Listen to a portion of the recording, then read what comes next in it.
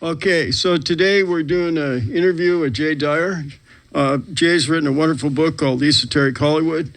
You can get it on Amazon, but I suggest if you have a chance, get it through Trine Day. That's trineday.com. They have a wonderful selection of books. That's TRINEDAY.com. So, Jay, why don't you tell us a little about yourself and basically how you happened to write this book?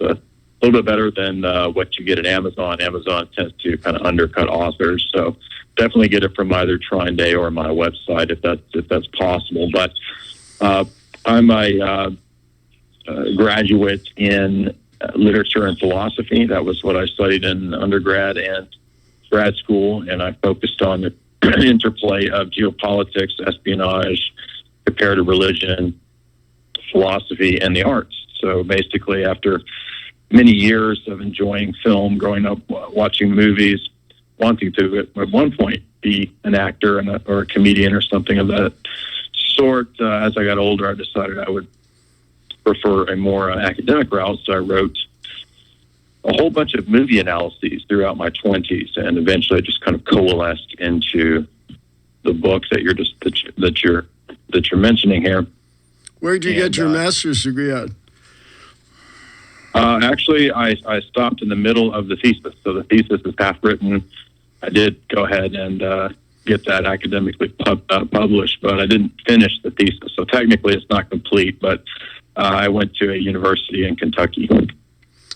Well, the book certainly is very readable, and the comment that came to mind as I was looking through it is that people have no idea the bizarre symbols and concepts are put in some of these films, and that, especially when you're younger, you just sort of watch the film, you sort of flow through it for an hour or two, and yet you're being inundated in all this very strange symbolism and occultic, sometimes quite twisted philosophy.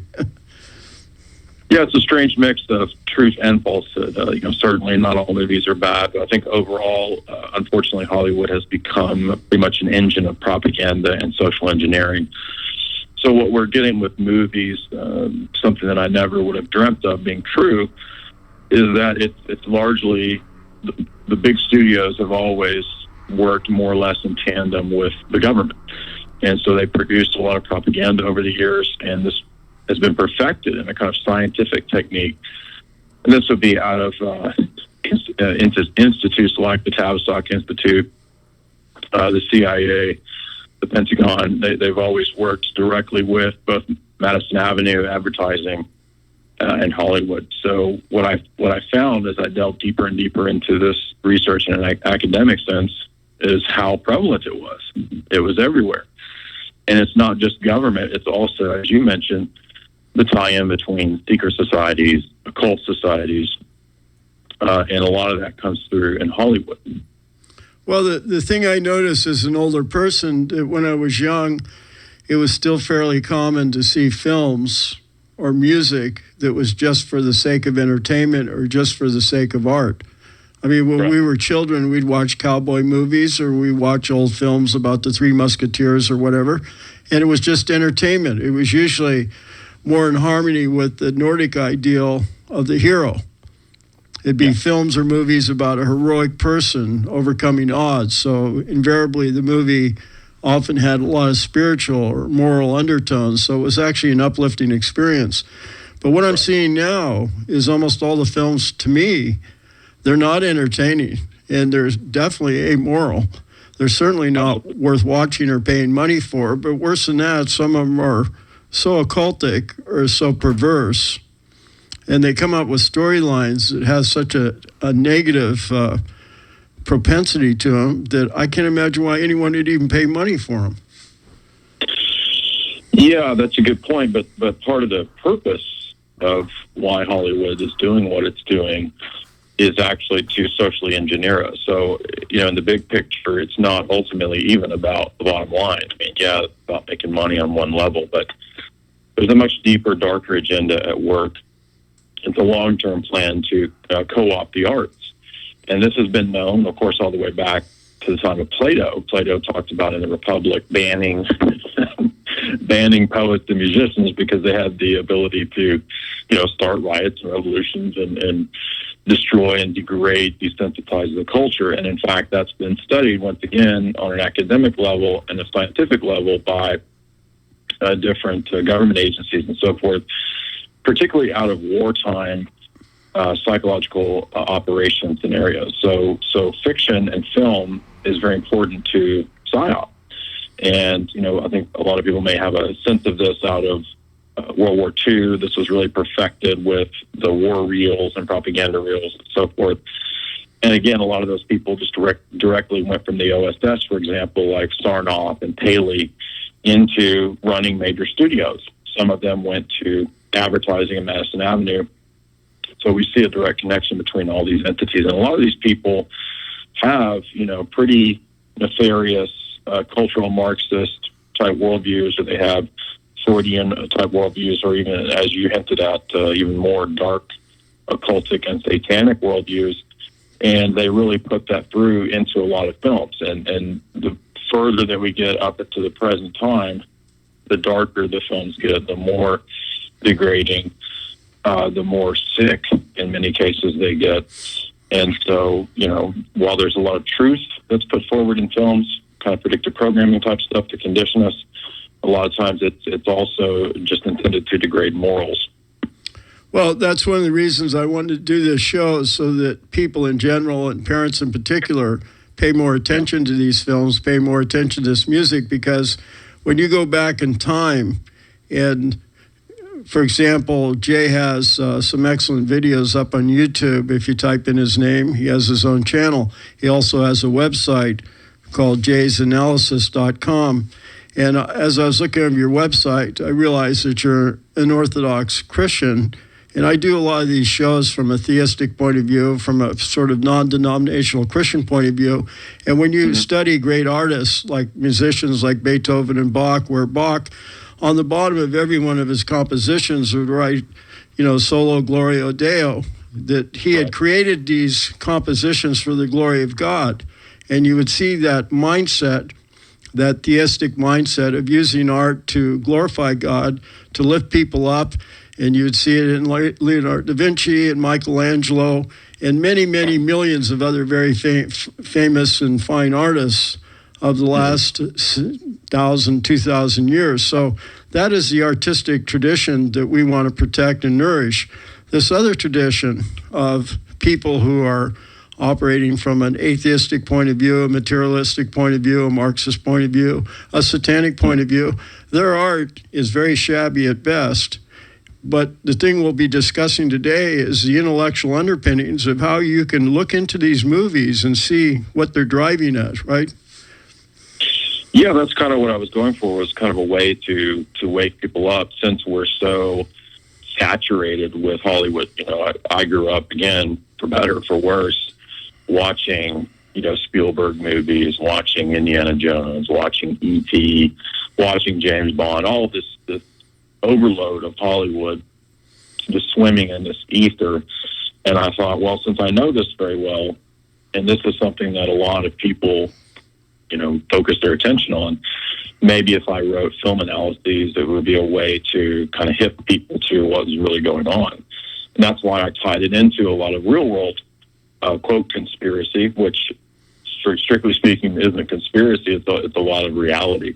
So I talked a lot about espionage in relationship to the James Bond series, for example, and when Ian Fleming's exploits, what he was involved in as a high-level royal intelligence operative for specializing in black ops for the British intelligence.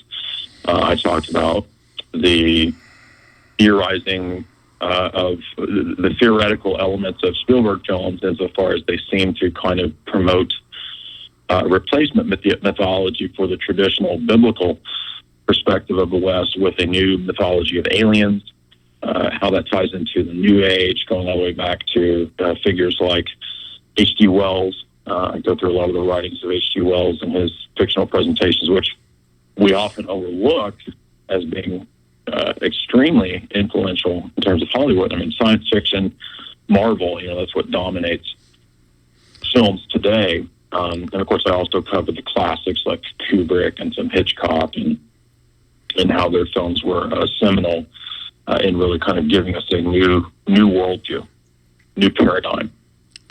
Well, it's sort of a gradual downhill gradient, because the works of art that glorify God and lift up humanity are of quite a different intent and design than these other films that you're describing. Now, there's ones like James Bond where Ian Fleming has, there's good things to say about the Bonds film. They're quite entertaining, but as you look through your book and historical documents from other sources, you can see that Ian Fleming was using his films to describe different situations that he ran across in World War II. And even people like Aleister Crowley played a peripheral part in some of Ian Fleming's films. But then you start to go downhill from there to where you get what is clearly PSYOP type films, like some of the stuff Spielberg's done, which is pushing this alien agenda, which sort of goes back, you mentioned H.G. Wells, to them trying to replace a theistic worldview, or replacing Christianity with scientism and Marxism and these other, what I consider bogus philosophies that they had cooked up. Yeah, absolutely. I don't think I could state it better than what you just said. I mean, that really sums up the pretty lengthy section about the alien agenda, and I tend to view that, as you pointed out, as a kind of psychological manipulation. In fact, I did actually uncover some pretty solid white paper academic sources from the Brookings Institute from a long time ago, which is a very big, powerful think tank, and they actually discussed the potential back in the 60s in one of their white papers about giving people a new mythology with aliens, and how that would, in their mind, disrupt traditional Christianity and traditional religions as a whole.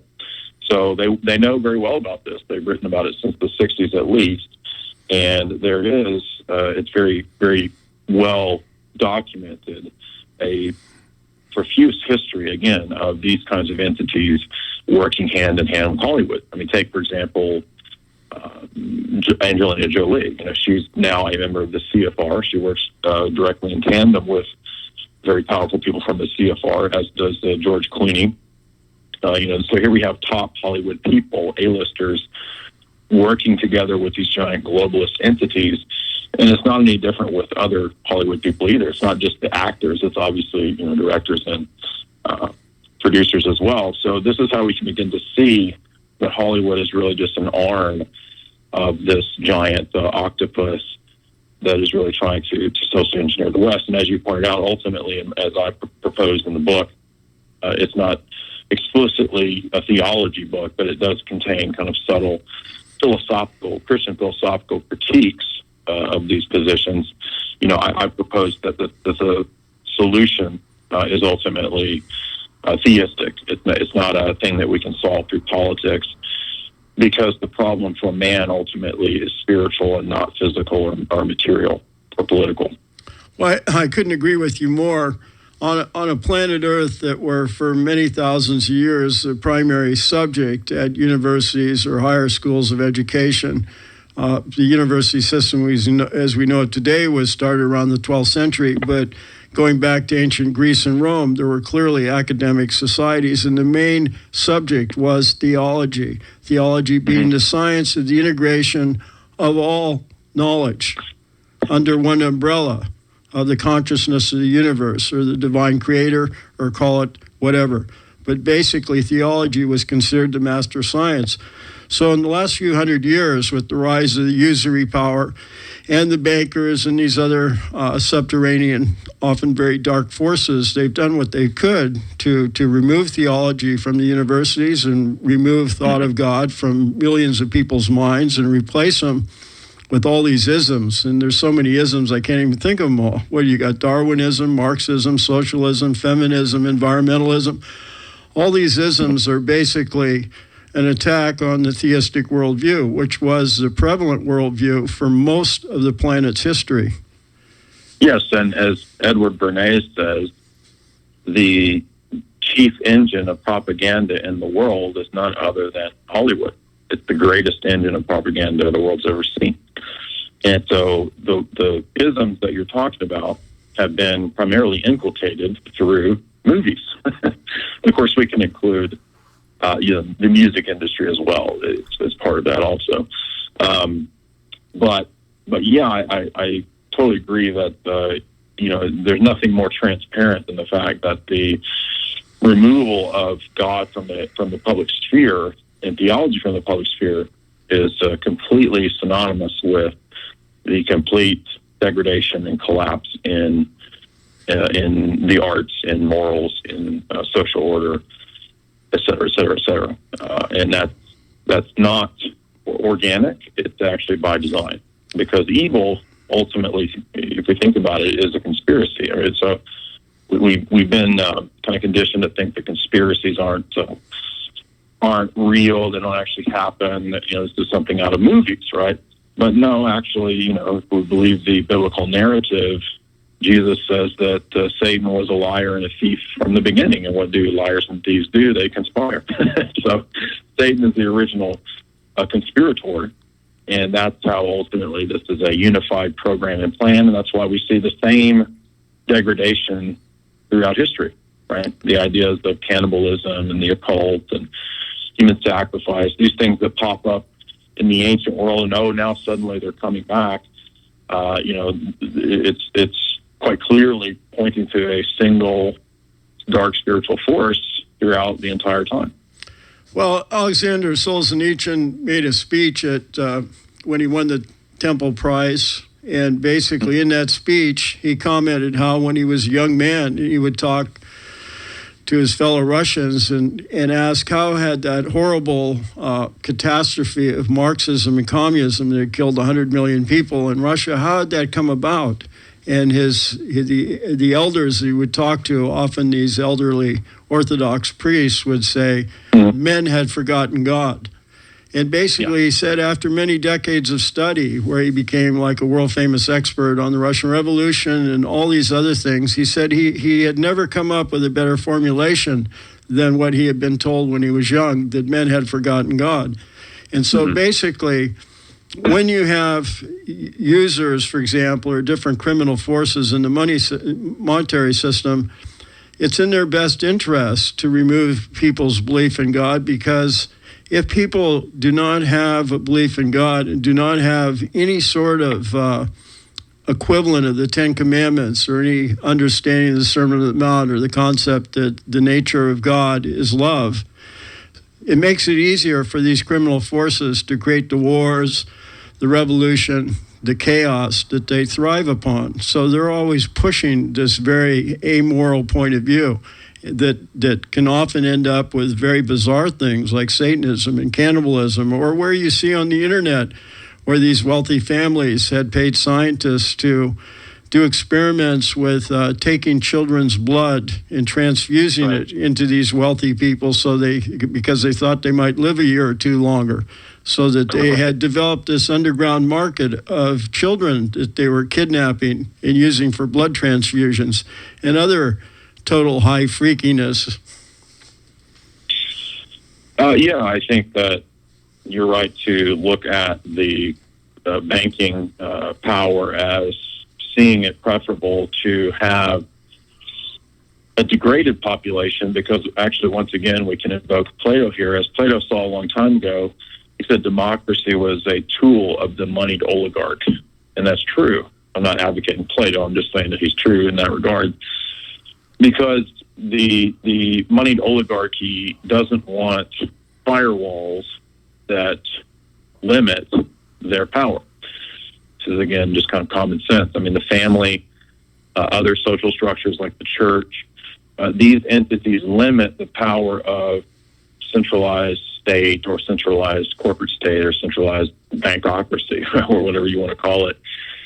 So naturally, those things need to be degraded. And once you can kind of create a public that's essentially relativized zombies. And what I mean by that is that they literally believe relativism, right? Relativism is just the idea that there's nothing true, nothing objectively morally wrong or right. It's just whatever the individual wants. And once you've inculcated that at a mass level, you've really got a giant cult that's very easy to mold, very, very malleable, and you can kind of steer them in whatever direction you want.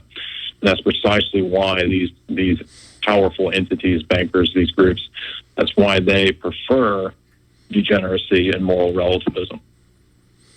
Well, they also, a very fine gentleman around 1780, Anton Mesmer, sort of rediscovered hypnosis, and he tried to use hypnosis for healing people. But at that period of time, less savory people took note of it and started using it on a mass scale. So we see a situation now where you mentioned Edward Bernays, who was Freud's nephew, where Edward Bernays was bragging and talking about how they were going to use hypnosis globally through the media, through the advertising, to basically hypnotize everyone, turn everyone into hypnotized robots.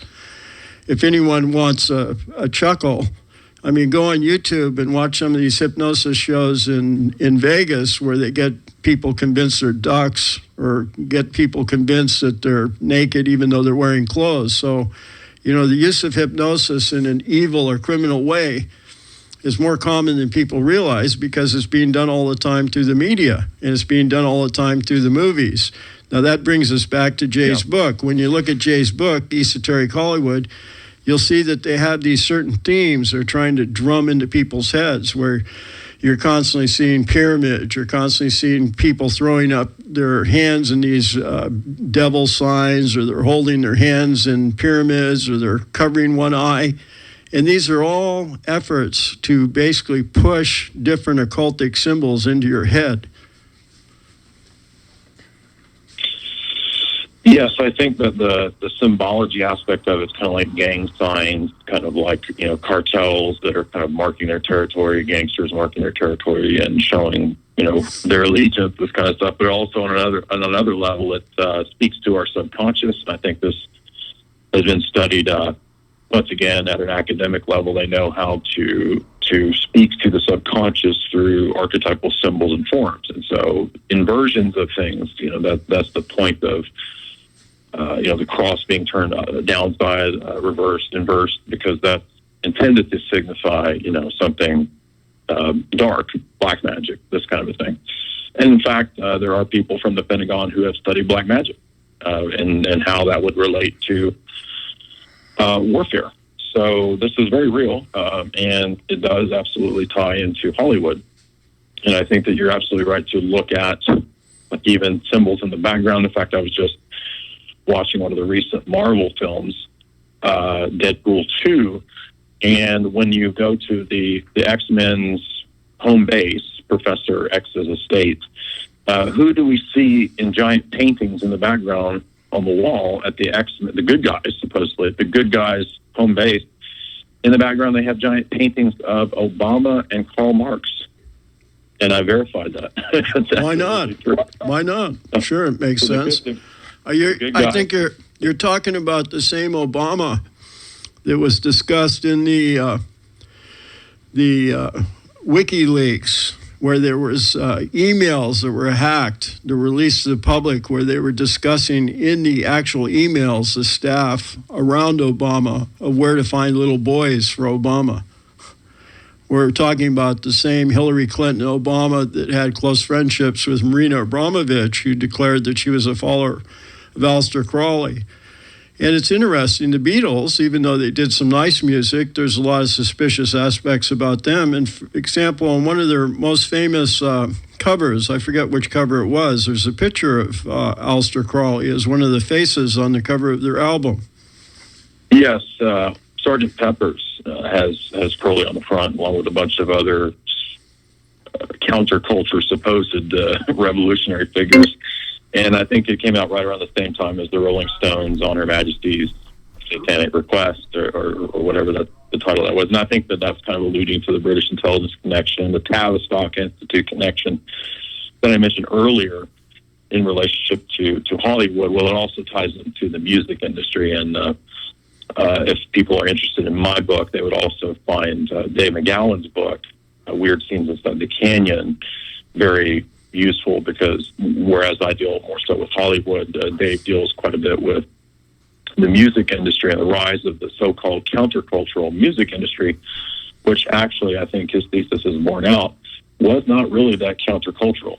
It was actually funded by aspects of the establishment, the liberal elite, to socially engineer us in a certain direction. That's why they supported bands like The Doors, Mamas and the Papas, because it actually promoted degeneracy in terms of music. And so everything that I'm talking about in Hollywood, there's also a parallel for the music industry as well. And so I'm glad you mentioned the Beatles, because the Beatles actually took us through a kind of stages, almost an alchemical process of going from the bubble gum, I want to hold your hand, and then we're moving into, I think by Revolver, they're smoking pot. But then by Sgt. Pepper's, they're just completely, mind-bombed on psychedelics. Well, you mentioned the Doors, and Jim Morrison's father was high-ranking military. And if I remember correctly, some of the people in the Mamas and Papas were connected to the military too, their parents. Yeah, there was, I believe, someone did a tour in Vietnam and then was doing military intelligence. And so this is another pattern that Dave mentions in his book, that we tend to see a lot of people in the 60s countercultural revolution, sort of portraying these radical revolutionary personas. They're actually out of very, very establishment families, people with high level, deep state, I guess you could say, connections, Laura Dern, Bruce Dern, and then I think their grandfather was like a Department of State or head of state at one point. Skull and Bones, this kind of stuff. We're seeing countercultural figures being propped up by the establishment. And if they were really counter-establishment, why would that be? Well, it would make a lot of sense if you wanted to steer the culture in a certain direction. And, it's not that much of a mystery when we read the actual globalists themselves, who write in countless books, that's what they want to do. Right, and I encourage the listener to use a bit of common sense when you're thinking and pondering these sort of questions, because the traditionalist worldview, that there is a creator, the validity of families, for example, educating their own children, which you'd see in homeschooling, as contrasted to a lot of these government schools, and basically the relationship between husbands and wives, and a lot of traditional values, including even the concept of the nation state, or the nation state having borders, or the fact that people have to have individual responsibility. It's not really feasible to give everyone freebies all their life and still have a country that can stand. So what you're seeing is these globalists that do not consider themselves Americans are violently opposed to constitutional law, moral law, families. They would like to see a very confused and befuddled society of atomized individuals, high on drugs. You sort of see this described in Aldous Huxley's Brave New World, and he had definitely had a lot of connections to this clique, this cabal, or whatever you call it. So the main point I'm making here is not so much an attack on these globalists, because they're businessmen. They're just being the way they are naturally. The main point I'm trying to make, that you as an individual, as a listener, need to understand some of these forces that are coming at you out of the television set and out of the schools. And you have a right to turn that TV off, and you have a right to understand the nature of this sort of propaganda and this sort of hypnosis or this sort of mind control. Yes, I agree. I think, one of the other things I do at my site, my YouTube channel on audio format, is I do a globalist book series, which is basically where I go through, I read the entire books of the globalists themselves, and then I kind of do a book report style lecture summation. And so this includes everybody from Bertrand Russell, Aldous Huxley, Zbigniew Brzezinski, Arthur Koestler, H.G. Wells, Charles Galton Darwin, Jacques Attali, Miles Copeland, Dr. Carol Quigley, on and on and on, just, numerous globalist texts. And I just read their books, and I tell you what they're saying in their own words, and they say all this. And I'm glad you mentioned Brave New World, because I covered Huxley as well. And Brave New World really is a summation of the plan overall. When Bertrand Russell wrote Scientific Outlook, he wrote that 2 years before the publication, 1 or 2 years before the publication of Brave New World. And in fact, Huxley had in mind Russell's book, Scientific Outlook, because Bertrand Russell is a great example of one of these globalists that you're talking of who paints himself as a liberal, as a proponent of democracy and a friend of the people. And he very consciously is double fork-tongued. He speaks out of both sides of his mouth. In the book, he says the only way to have freedom and democracy is a giant globalist enslavement, Marxist state. Quite literally, that's what he says. So you have to understand that the democracy, quote unquote, is really just a way to dupe the masses. And they write about this very, very clearly. And in fact, that's why Huxley, in the introduction to Brave New World, he says that the Brave New World scenario is really just the culmination of all the previous revolutions, going all the way back to the Enlightenment, Scientific Revolution. He says all the way up through French Revolution, and then the Darwinian Revolution, and then you have the current phase of the revolution that we're living under, which is the destruction of family, nation state, and gender. These are crucial to the furtherance of the Brave New World scenario. And what's funny is that, it's not funny, but in a dark sense, it's ironic because Huxley says, for generations now, it's been sold that the revolutions were for freedom, but actually it's to enslave everyone.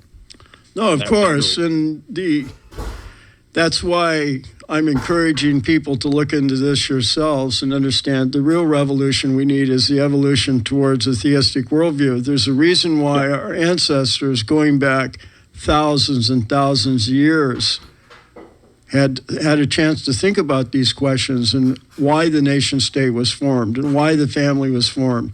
And most of the traditional values have been passed down to you from your parents and grandparents, have their origins way, way back in time.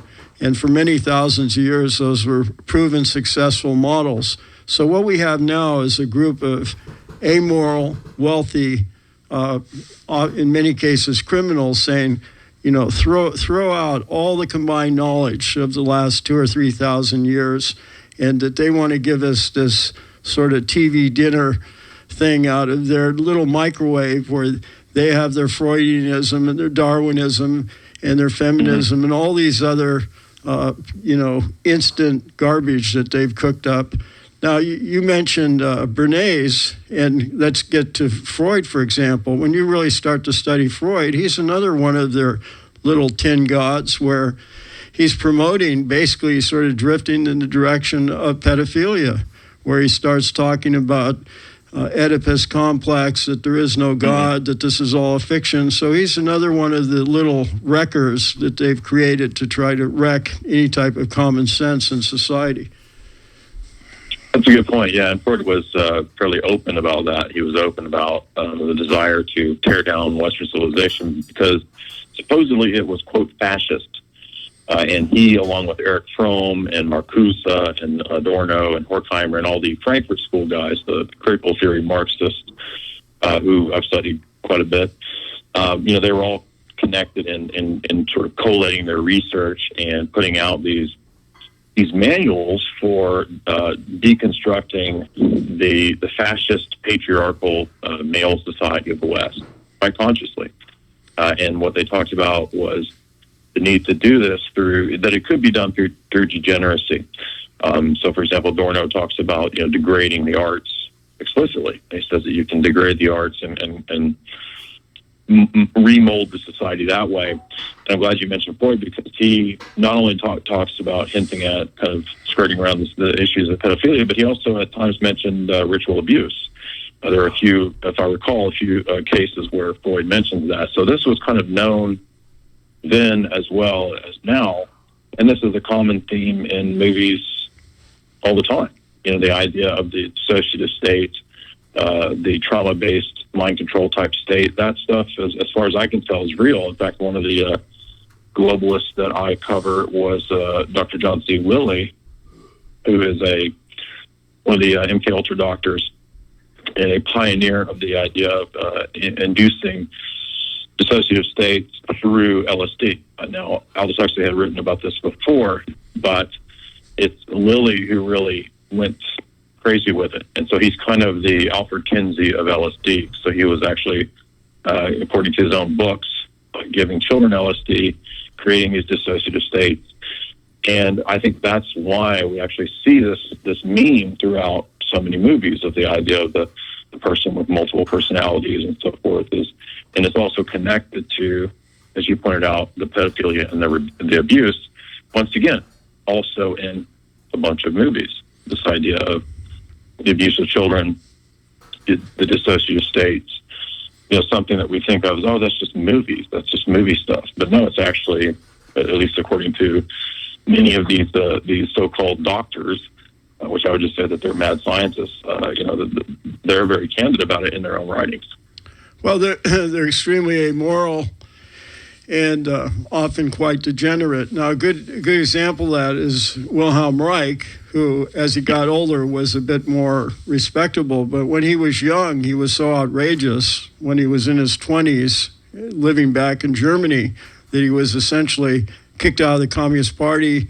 And he was talking about ideas of implementing Freud on a more direct scale. And basically, his proposal was to get the German youth and get them involved in sexuality, get them involved in riotous parties and immorality, because he felt that if the children experienced orgasms at an extremely young age, it would be easier to pull them away from the parents and pull them away from the grandparents and train the children to be revolutionaries, where they could use the children to kill their own parents, essentially. And this was ideas that he was formally proposing back in Germany when he was younger. Yes, I'm glad you mentioned him. Again, also connected to the Frankfurt School, if I recall. And this kind of gets into the porn side of things, which is very deeply embedded in Hollywood. In fact, they just gave, what's that supposed Trump tryst woman, Stormy Daniels, they just gave her the keys to Hollywood in some stupid ceremony. And that's kind of emblematic, I would say, in the fact that... That's classic. It's right up their alley. Hollywood is not about entertainment. It's more so about, as you said, black market and degeneracy, and then on a deeper level social engineering. And that's actually even displayed in certain films. You get hint at the idea of the mob and prostitution being in the background of Hollywood, which when you read about the history of Hollywood, it was there from the get-go. I think Clark Gable even either frequented or was a co-owner in a brothel back in his days. So nothing new here. And of course, there's old stories of pedophilia in Hollywood going back, to the so-called silver and golden ages as well. Absolutely. Hey, Jake, can you hang on for a minute or two? I want to thank our local sponsors. Just hang on. So this is Perspectives Radio Show. We've been on the air for about 20 years. We're different from a lot of the shows on the station in that we're listener-supported. We appreciate your help. You can send support to us by checks written out to KSCO, and they have to state on the check that it's for the Perspective Show. And we also want to thank local businesses that have been advertising our show for many years. If you have a business, feel free to contact me or contact Dr. Biles. Dr. Biles is my co-host, and basically he's probably the best dentist in this county if you're interested in organic type of treatment. For example, if you have root canals and you have silver fillings and stuff, a lot of that stuff can be very detrimental to your health, and Dr. Biles is the man to see about correcting a lot of those sort of problems. We also want to thank Anderson Accountancy Corporation. They're a licensed CPA firm. They're out in Aptos. Keith Anderson is the guy to get in touch with if you need help with your taxes and your accounting. And he's at 762 Rio Del Mar Boulevard, and that's AndersonAccountancyCorp.com. I want to thank Lowell Webb at Webb's Organic Farm.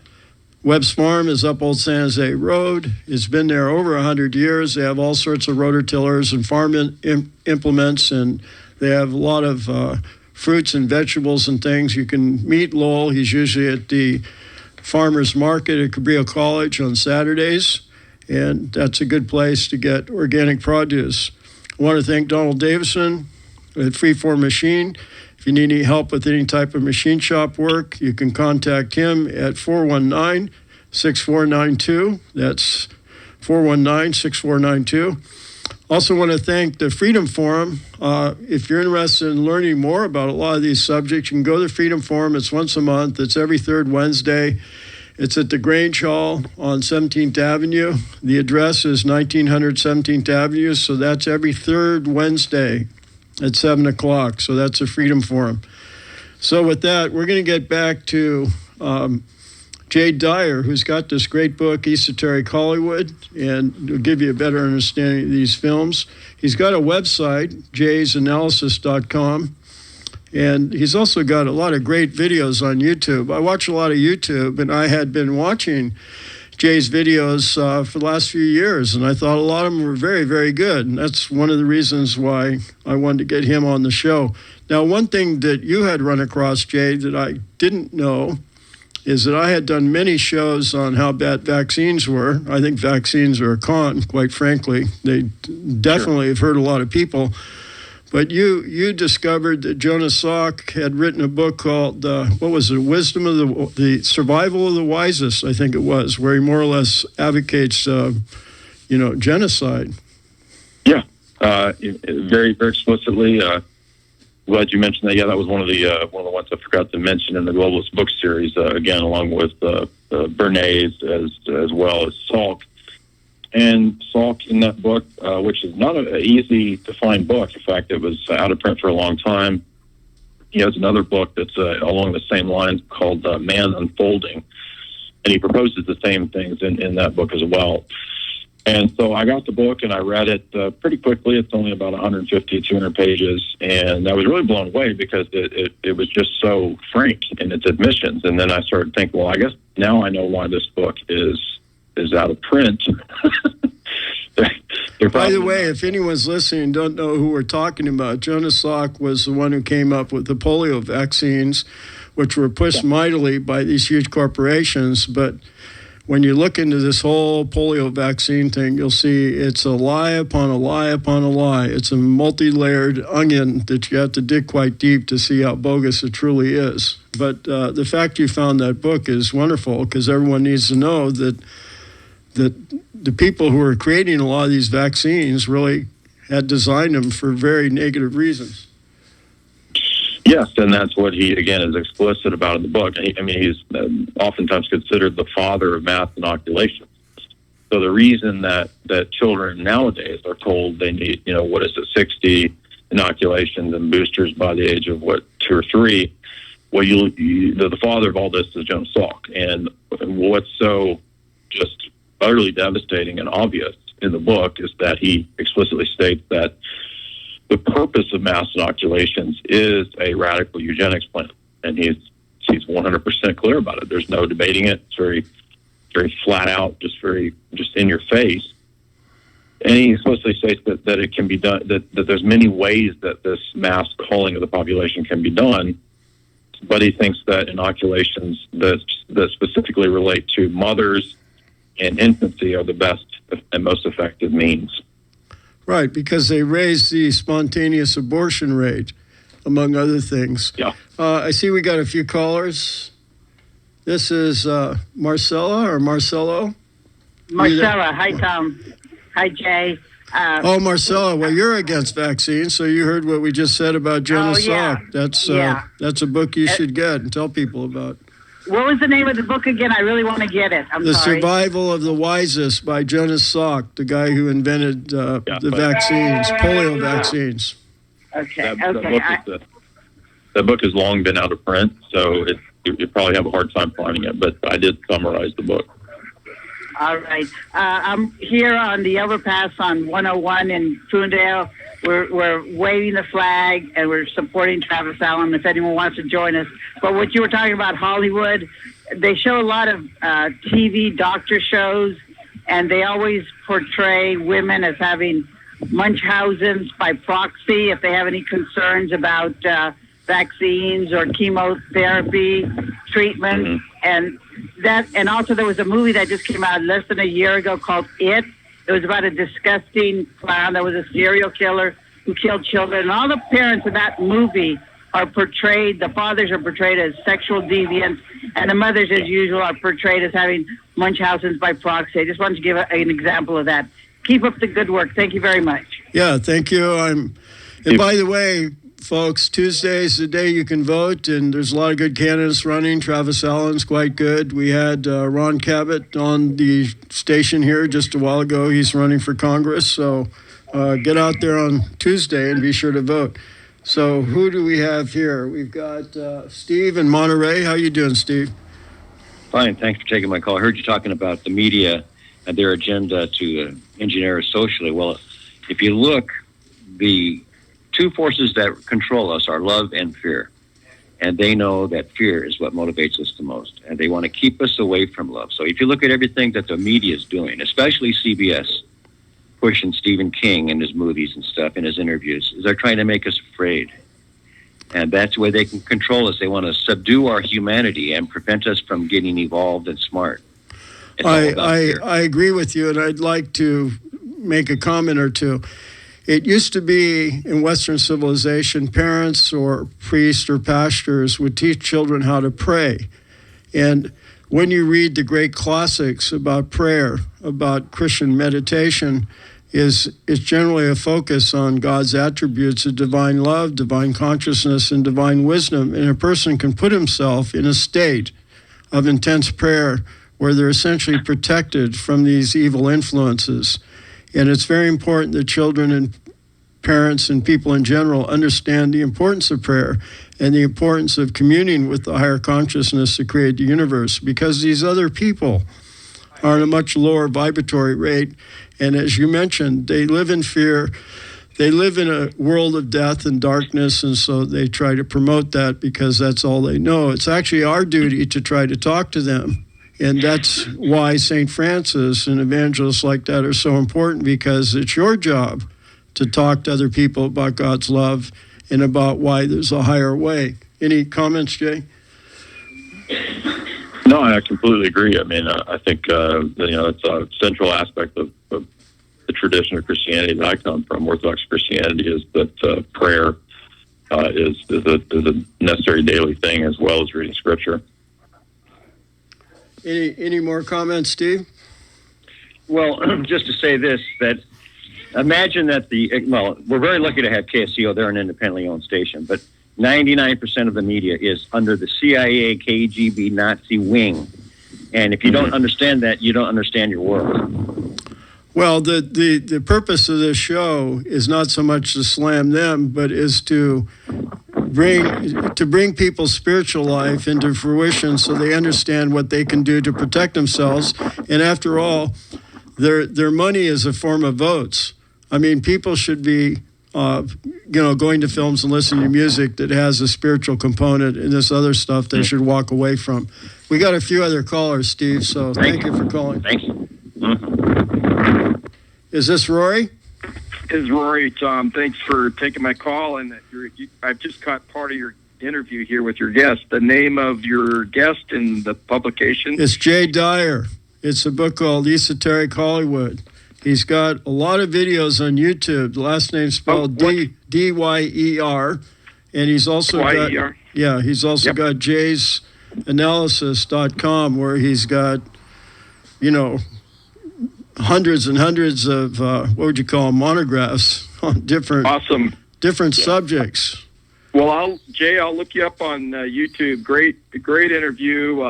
And Tom knows our story. We had an adverse vaccine reaction with one of our kids, and we stopped vaccinating the last 3, and wow, no issues, healthy as horses. And I know for a fact, when my mom was growing up in Southern California in the 1920s, her dad would not let my mom or my aunt and uncle swim in public pools because that's where you got polio. You could go to the beach, but never in a public pool. And they understood. People knew. My aunts and uncles, my mom, they never got polio. They never had any of these devastating diseases by God's grace. So, but wow. And I had never heard that about Jonas Salk. He's always held up as the patron saint of vaccine Well, he's And that- he's another tin god.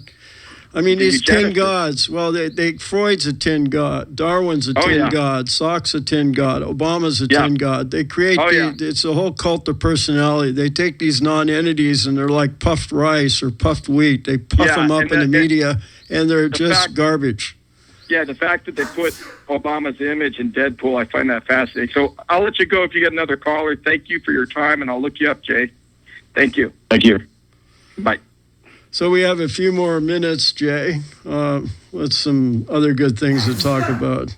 You got so many films in here.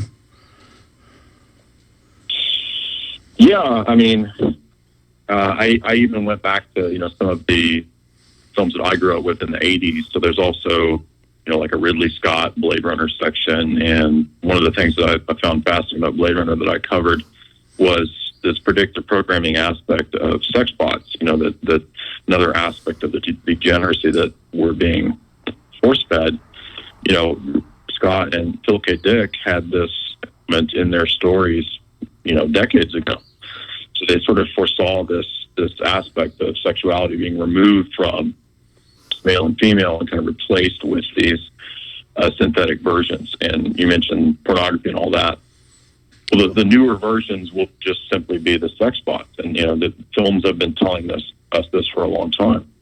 Well, their aim is to take sexuality away from healthy marriage life, right? Where traditionally young boys and young girls were taught that sexuality was for the procreation of children within the boundaries of family life, and that was the normal use of sexuality.